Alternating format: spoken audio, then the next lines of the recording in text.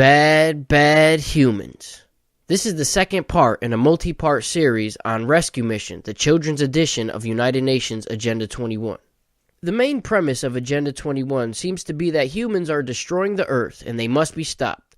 The United Nations perceives global warming as a major threat to the world, and even though they admit, quote, we're not exactly sure what is happening, and, quote, the threat of global warming is under debate, end quote, that doesn't stop them from providing solutions to fix the problem. The UN believes the high standard of living in first world countries, the high meat intake, air conditioning, personal vehicles, etc., is destroying the planet, and to save the Earth, a reduction in the standard of living of those living in the first world must occur.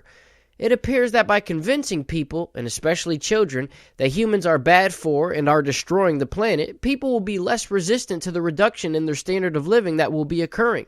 The anti-human propaganda is present throughout Rescue Mission. For example, it is estimated that there are 30 million different species of life on this planet, and according to Rescue Mission, quote, one species seems intent on wiping out the other 29,999,999. End quote. That species is, of course, humans. Children's poems are also used to convey the message that humans are bringing death to the planet.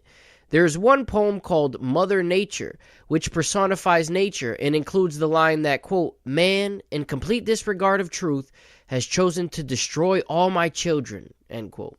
Even more gloomy than that is a poem titled Death, which discusses the effects of gases on the planet and ends with the lines, quote, invisible death, death, end quote. The frequent use of children's poems and drawings will be discussed later in this analysis.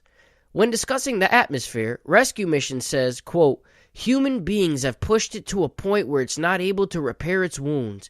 It is massively traumatized by the greenhouse gases. It is pierced by chlorofluorocarbons from our fridges and fire extinguishers.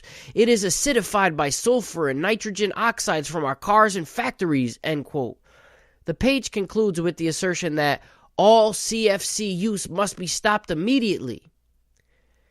Rescue Mission also focuses on deforestation, how cutting down trees can be bad for the earth, and how governments need to get more involved in this area. Interestingly, though, in the same section, a story is told by a girl from India that seems to show that government involvement is the opposite of what is needed to save forests. Quote, a little-known village in India named Karnaka has set an example by building a small but thick wood forest. The people of the village pledge not to cut one tree. They protect the forest every moment and without any assistance from the forest department. In fact, they do not even allow the forest officials inside, end quote.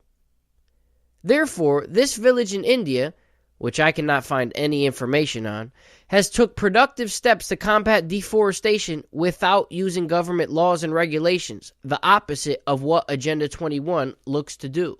In the next part in this series, we will be discussing how population control is discussed and promoted in Rescue Mission Children's Edition of Agenda 21. Thank you for watching, and don't forget to subscribe to the channel.